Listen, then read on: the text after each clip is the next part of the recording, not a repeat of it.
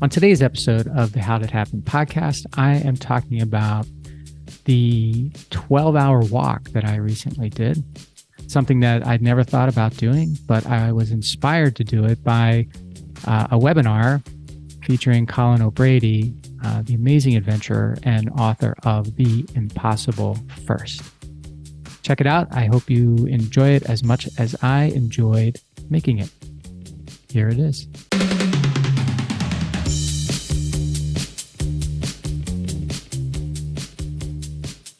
Hey, everybody. Welcome back to the How Did It Happen podcast. I'm Mike, and thank you for joining me for this solo episode that I'm calling 12 Hours of Me Time.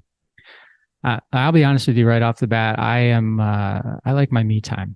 I like to have time by myself, and I'm very comfortable being alone with myself and doing things I like, reading or writing or thinking. It's not that I'm not saying I'm antisocial. So it's not that I'm antisocial, but I'm not an extroverted social person either. I am, like I say, I like my me time, but this 12 hours of me time thing was a weird thing that creeped up on me very quickly. Had no idea I was going to do this. I heard about it maybe a week or 10 days before I ended up doing it through this organization that I belong to called YPO, Young Presidents Organization. So they had a webinar about this thing called a 12-hour walk. And I was like, oh, that sounds kind of interesting.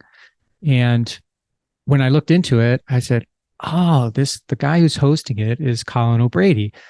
And I'm not sure how I first heard about Colin O Brady, but during the pandemic, I did hear about Colin O Brady, and I bought and I found his book, which is called The Impossible First, or one of his books.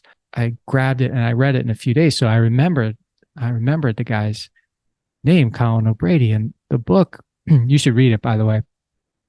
It's a New York Times bestseller, and it really is a good book. It's about his solo, unsupported trek across Antarctica.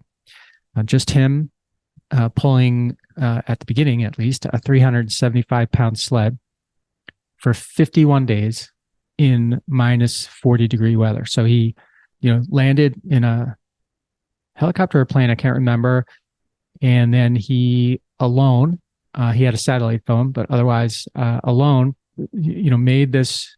It's a you go to one point and then you come back, and everything that you bring in, you have to take out. So all of his bodily fluids, functions, they all have to come out so that the place is preserved. And every night he's got to set up a tent, and it takes hours, and it's just an amazing book. You should read it. And one thing I will say about it, because I need this too, but his wife was, on the satellite phone, and he could talk to her in the evening, and she really did a great job of keeping him going. She not only helped him plan this and plan many of his adventures, but she kept him going. So I just wanted to make a shout out to her. I wish I remembered her name right now. And this solo trek across Antarctica, that's just the tip of the iceberg for this guy's achievements, Colin O Brady. For example, he's a 10-time world record holder in stuff like this: climbing the world's highest peaks in rapid succession, like faster than anyone else, and other, simple stuff like that, stuff that I will likely never do.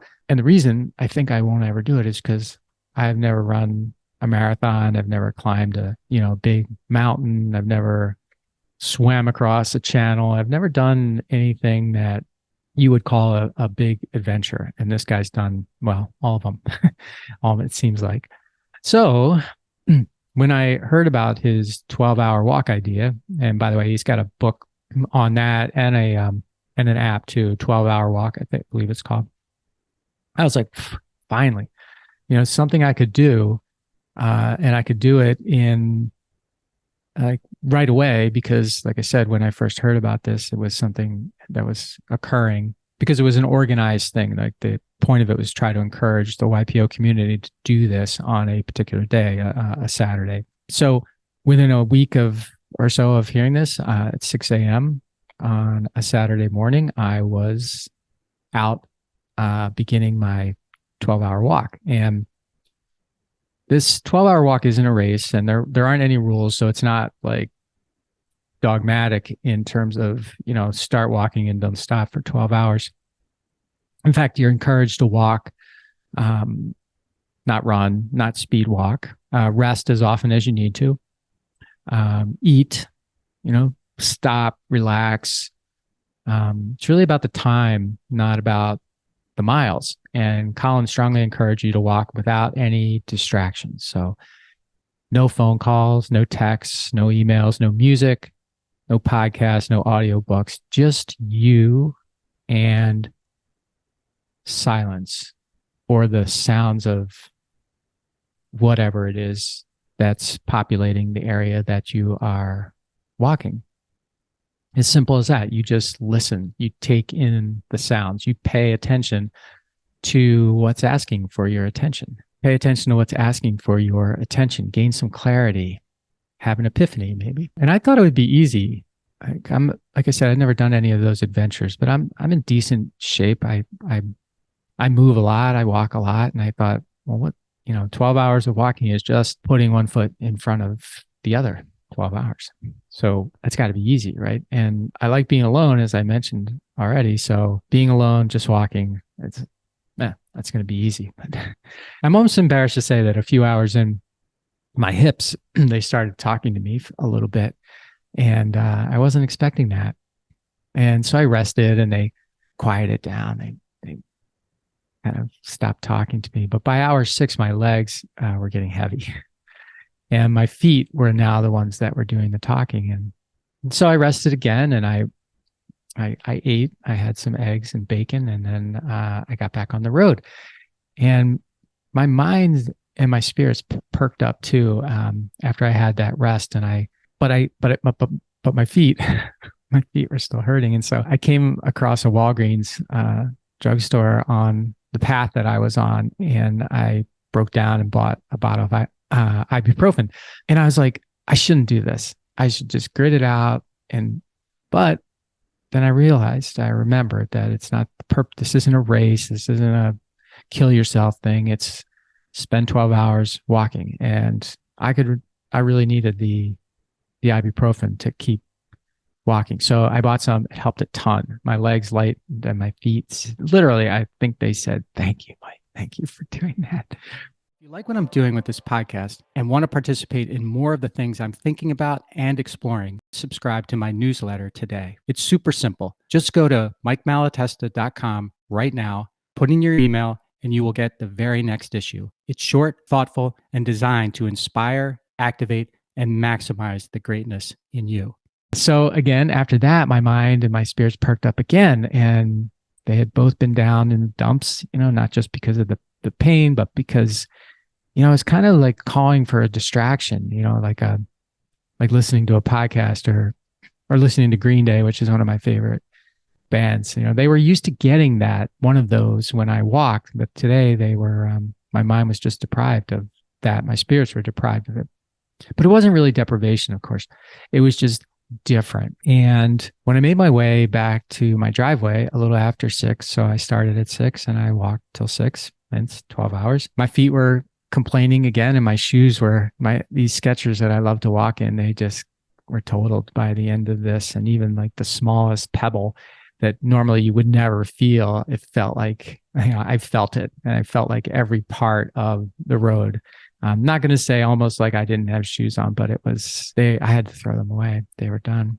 And what was cool when I got back, we have a really long driveway, and my wife had been tracking me on the iPhone, which she tends to do. And she and the dog were there to meet me, and she gave me a kiss, and the sunset and the leaves, fall colors were amazing. And it just made the whole experience feel like something that was special. And I don't know that it was special. Like I did walk, I was out there for 12 hours and 15 minutes or so, and I was moving for at least 10 and a half of those hours. And I covered 22 miles or so, and it's 65,000 plus or minus steps, which is the most I think I've ever gotten in my whole life, because I obviously never walked 12 hours. Well, maybe I've walked 12 hours in a day, but not like that. And so I had these great feelings, like I made it. And I had thoughts, like plenty of thoughts. I had thought so many things during the day. I don't think I had like a real epiphany, and I wasn't really searching for one, but I was hoping that an epiphany of some sort would come up. But you know what? It doesn't matter because I'm sure that something I learned or thought about or heard during that walk has inspired or influenced me in some positive way in my life. So, epiphany standpoint, not sure. I'm still processing that. But I tell you this story because I must have been like, when I heard about this, I must have been looking for something, right? Because why else would I jump on this in such a short a time? I must have been looking for something, like, and this maybe, hit all the right buttons or whatever, because it was time when I was available. It was something I thought I could do. The weather was pretty decent that day too. So that made it nice. I could get a route right out of my front door that would take me 12 hours and never be more than 5 miles, say, from my house. So maybe it was all of those things coming together, and that my wife was, that Jamie was fine with me going for the day when I could have been spending that time with her or more of it with her. But it was so, I do believe there was something there. And I'm telling you this story, not to say so much that I did it, but to say to you, what's something out there that you might not ever think about doing, but could easily do. And this is one of them. So I encourage you to check it out. 12-hour walk. You can find it very easily. Check out Colin O Brady. You can find him very easily. I do encourage you to read his book or books because they're good. And he's got a great story, and I hope to have him on the podcast at some point to share his story with all of you. So thank you for investing your time and energy in my podcast today. I hope that investment was worth it and that you got a positive return on it. If you did, please consider following or subscribing to the podcast so that every episode comes to you automatically. Until next time, please maximize your greatness and make your future your property, something you design and are proud to own. Thanks for listening to this episode of the How Did Happen podcast, where we believe that success doesn't happen unless you make it happen.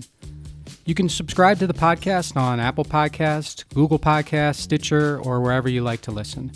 And while you're there, please rate it and leave a comment as well. I'd love to hear your thoughts about the show, ideas for future guests, or whatever you'd like to share. And of course, you can always find me at MikeMalatesta.com. See you next time. Thanks again for listening to the How Did Happen podcast.